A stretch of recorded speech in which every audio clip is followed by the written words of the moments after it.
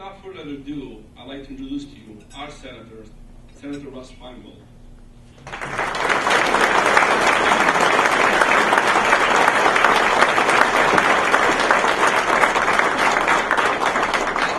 Thank you, Vince. I would take you on the road with me with that introduction, please. Thank you for such a tremendous turnout and for your patience.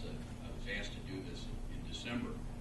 As folks knew, I was scheduled to be at Carthage on December 8th. We just said, look, the odds of us being able to be at the Carthage thing are about 1%, so let's do it when we can do it.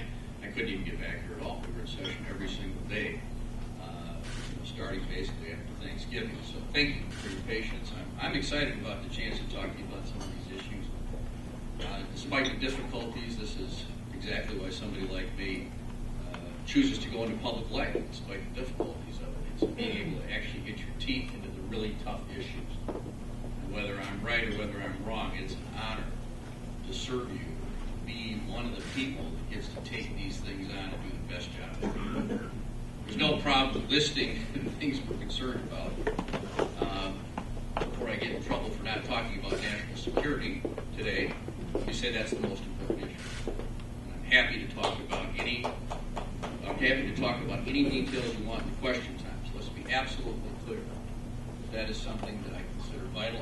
Most of my work on that is not something you see a lot of, because I'm the second ranking Democrat on the Foreign Relations Committee and a 5-year member of the Intelligence Committee. Spent hundreds of hours working on these issues and happy, in fact, excited to talk about them.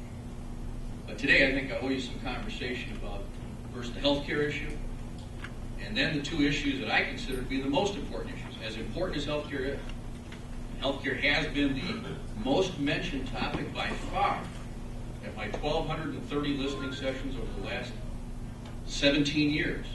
Nonetheless, I believe we need to finish this, get the job done on that, and move on to the jobs and controlling spending.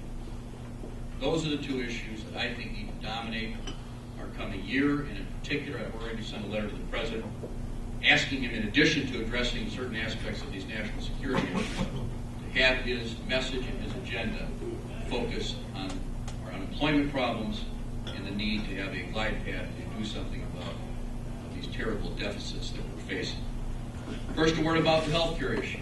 One of my not so wonderful jokes at my listening sessions is you can talk about whatever you want. I expect somebody will mention health care. It's sometimes the only laugh I get during the whole thing.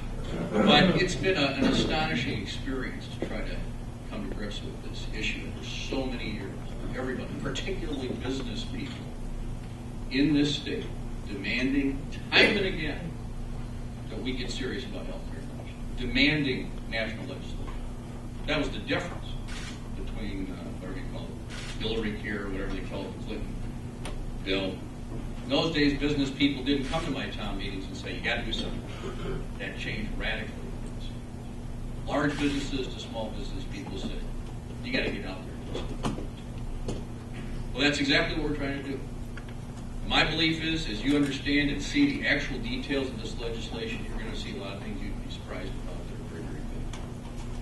I think it's good that 30 million Americans who do not have health coverage will be able to be covered. And that's good for businesses that don't have the ability to provide health care for their employees. They'll not just be out in the cold. You'll not have the guilt, because I know how small business people feel. My parents are both small business people. They consider their employees like family. And it kills them when they think about not being able to either cover them or having to shut down their business because they can't afford the health care cost. 30 million Americans being added to that list without having to be covered by the business is a big deal. Not only for those people, but for the small business of America, who have said to me time and again, we just can't afford these crazy insurance rates that we're being given. So I think that's good. The second thing is, yes, there are elements of this bill that don't take effect right away. They take effect over years, in particular some of the exchanges and some of the proposals. But there are a number of things that do begin. One is something that I actually found unanimity on at my listening sessions. Finding unanimity on this thing, my listening session, was well nigh impossible. But it eliminates the ability of insurance companies to deny people coverage based on pre-existing conditions.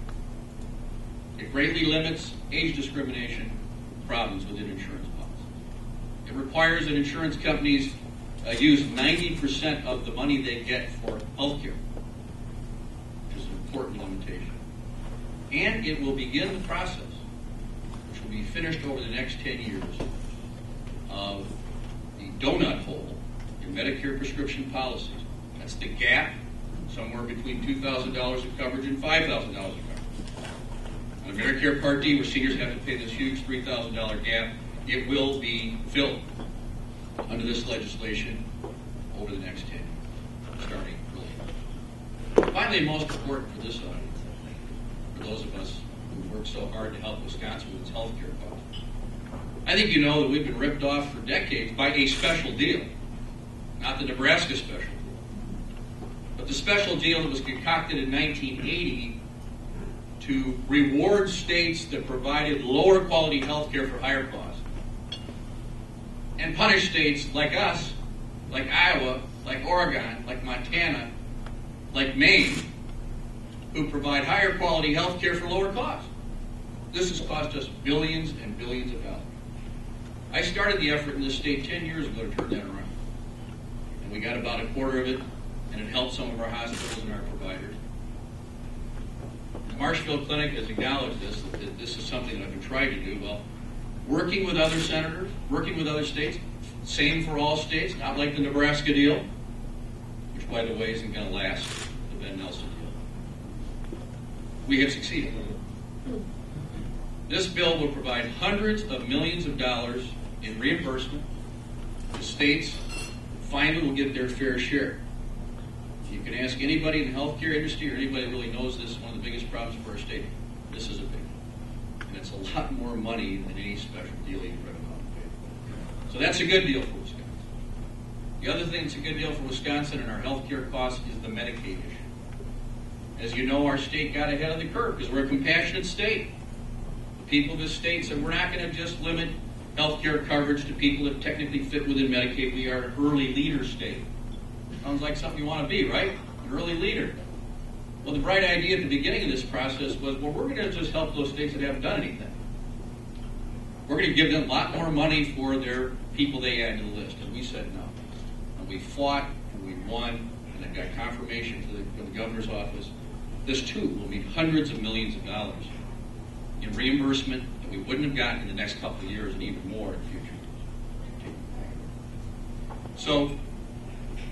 So, despite what you hear in the paper, that some of these folks say this is all bad, Wisconsin didn't get a good deal. Yeah, we did. We got a great deal. We should be proud of it. Working together, working with our business people and others that have raised these issues with me, the clinics and others, this thing has real merit. And I'm sure there are concerns about the bill, and I'm happy to discuss them, and there still may be more changes yet. But I hope you have a chance to get into some of the guts of this. It's a huge thing, and I know some people criticize how much we've taken on the bill, but frankly, we could never get anything of these things done separately. It was always blocked. And there is some force in putting a number of these things together and trying to resolve it at once. This bill, of course, is not the bill I wanted. I think there needs to be a public auction. I think there needs to be some competition for the insurance industry, and I guess my biggest criticism here is not that it's an evil industry, but I think they're going to be better off, we're going to be better off in the long run if there's some kind of an alternative.